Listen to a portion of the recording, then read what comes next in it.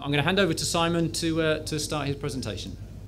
Good morning, everyone. So I'm Simon Bowyer, for those of you who don't know me. I'm CEO of Concordia. We have been recruiting seasonal workers for a very long time now. In fact, it's our 80th birthday next year, and you're all welcome to come along.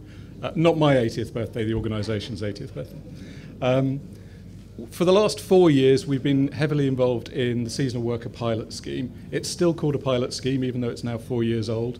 There are 4 operators, and the number of people we can bring into the country under the scheme is strictly limited by the number of licences granted by the Home Office. So this year it started with 30,000, and they've just increased it a couple of weeks ago to 38,000 in the agricultural sector and 2,000 for poultry. And I know Lee's still talking to them about whether those other 2,000 can be allocated to agriculture as well. The big change this year was that non-edibles were allowed to recruit workers, seasonal workers, under the pilot scheme. Previously, it had been restricted to edible horticulture only. Some other big changes this year: big pay hike. It's mandated under the scheme now that workers have to be paid a minimum of £10 and 10p an hour. So that's well above the national living wage.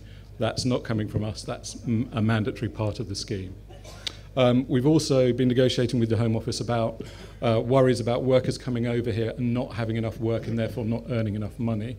So we introduced the idea to our farms who work with us that we will have a minimum of 20 hours a week for workers guaranteed, averaged over a 4-week period, because we recognise that sometimes you're going to have weeks where you don't have enough work for people, but if you can then catch that up the next week or the following week, there's no detriment to the worker overall. So we've tried to make that into a reasonable proposition for everybody.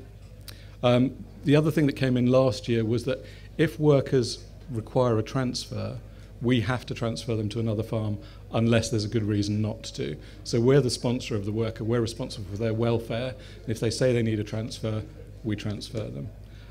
Under the scheme, the visas last for 6 months, so they can come and work on your farm for any period up to 6 months, and it could be a 3-month placement, and then we put them on another farm for another 3 months. And Ukrainians this year, as a result of the situation in Ukraine, can extend their visas up to December 2022, and they can also switch onto other worker routes as well. So they could become full-time workers for you if you had jobs that required full-time workers. Can we go on to the next slide, please, Lee? So that's just a quick overview of the scheme. So I thought I'd talk in this slide about the challenges we faced this year, which touch on some of the things that Paul will be talking about. And then I've got a quick slide on what the future of the scheme looks like. This year, obviously, as you know, because of the Ukraine war, we ourselves had planned about 60% of our capacity to come from either Ukraine, Belarus or Russia. Ukraine obviously became a non-viable route, and then we were advised by the Home Office that they wouldn't look too favourably on us recruiting from Belarus or Russia. So we had to abandon recruitment there as well. So from being in a position where we were planning 6 weeks ahead of time and we had all these Ukrainians and Russians and Belarusians lined up, we had to suddenly switch to other recruitment locations. Luckily we were able to do that quite quickly, but there were further knock-on effects. One of the knock-on effects was that the Home Office visa processing time went from 3 weeks to, as they've now admitted themselves, they're taking 6 weeks to process worker visas, where in the past they've been taking 3. So our lead time to recruit for you has been massively extended, as well as having to go and look in other areas to recruit workers from. The other knock-on effects this has had is we're recruiting in new areas, and it's the same for all the 3 other operators of the scheme. We're looking at new territories and new countries that we haven't recruited in before, and that in itself brings its own risks, because there are different regulatory regimes and there are different cultural assumptions about getting a job. So in some countries it's kind of the cultural norm that you pay your Uncle Bob £1,000 to get you a job. And that's part of what we've got to try and break down as operators. So we've introduced a no-fee campaign. It's on all our email signatures. It's gone out on social media. We've done posters. We're doing a campaign with the ALP as well to make sure that people around the world understand if they come to work in the UK, they don't pay any upfront fees. All they've got to pay for is their visa and their travel to get over here. And that's been a long and tough fight, and I think Paul will probably talk a bit more about that in his speech. But the other thing is that, moving into new territories, you very quickly get people attracted like bees to a honey pot to the idea of this scheme and introducing people to the scheme and taking money from them to be introduced to the scheme. So there's been more than one case of that this year.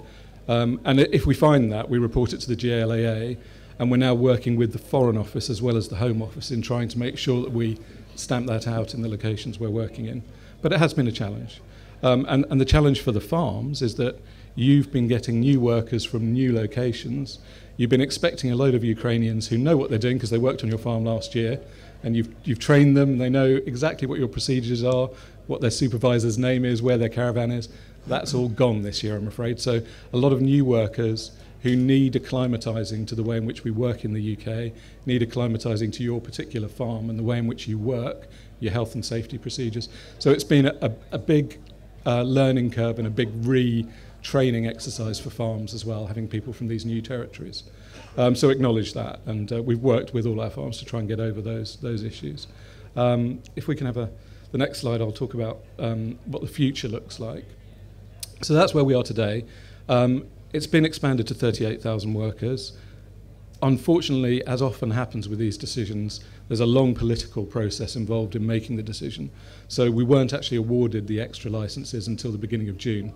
So we're now processing them. But as you can imagine, recruiting, then you've got the 6-week processing time for the visas. Having been awarded those licenses in June, those people aren't going to get here until August. So it's already missed the peak demand for fruit. And we're looking at, for soft fruit, we're looking at top fruit and winter veg placements now for these extra visas. So it wasn't ideal to get the visas this late in the year, but we have now got them. So we have got the capacity still to recruit. Having said that, most of our visas are already allocated to existing customers. One of the things to watch out for, though, is one of the previous speakers in the previous session was mentioning automation.